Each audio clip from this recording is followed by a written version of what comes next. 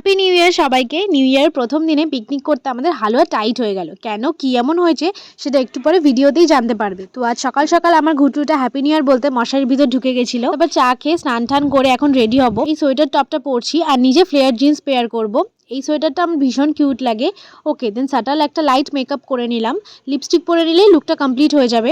দুটো shade mixed করছি, একটা deep mauve shade from Lakme আর একটা লাইট রোজি পিঙ্ক শেড, এটা ব্লু হেভেনের। ওকে, এবার ফুল ফেসটা সেটিং স্প্রে দিয়ে সেট করে নিলাম। Then pair some golden jewellery, earrings, bracelet, watch. Then Meesho থেকে কেনা এই কিউট স্লিং ব্যাগটা নিয়ে চললাম আমি পিকনিকে। পিকনিকটা হচ্ছে আমার এক দাদার বাড়ি। গিয়েই প্রথমে খেয়ে নিলাম গরম গরম কফি আর ওদিকে চিকেন পকোড়া ভাজা হচ্ছিল।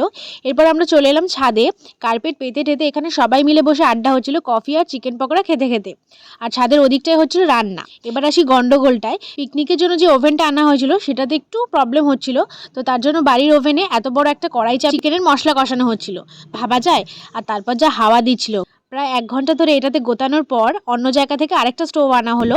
কারণ বাড়ির ওভেনে সমস্ত রান্না করতে গেলে আমাদের রাত অবধি আর খাবার জুটতো না। আমাদের পিকনিকে মেনুতে ছিল চিকেন কষা, ফ্রাইড রাইস, বেগুনি, স্যালাড আর মিষ্টি। রান্না টান্না সব শেষ হলো ওই 3টে নাগাদ। তারপর সবাই মিলে খেতে বসে পড়লাম। সবকটা খাবারই ভীষণ টেস্টি হয়েছিল, তবে মাংসটাতে একটু ঝালটা বেশি ছিল। বাট সত্যি বলতে পিকনিকে সবাই মিলে একসাথে রান্না করে খেতে যে আনন্দটা হয়, তাতে রান্নাতে একটু কিছু কম বেশি হলে সেটাও মনে হয় টেস্টি লাগে। তারপর পিকনিক থেকে বাড়ি এসে রাত্রের দিকে একটু বেরিয়েছিলাম। দাদা আবার বিরিয়ানি ধরিয়ে দিল। ওই আনতো আমার সাথে রাস্তায় দেখা হওয়াতে আমায় ধরিয়ে দিয়েছিল।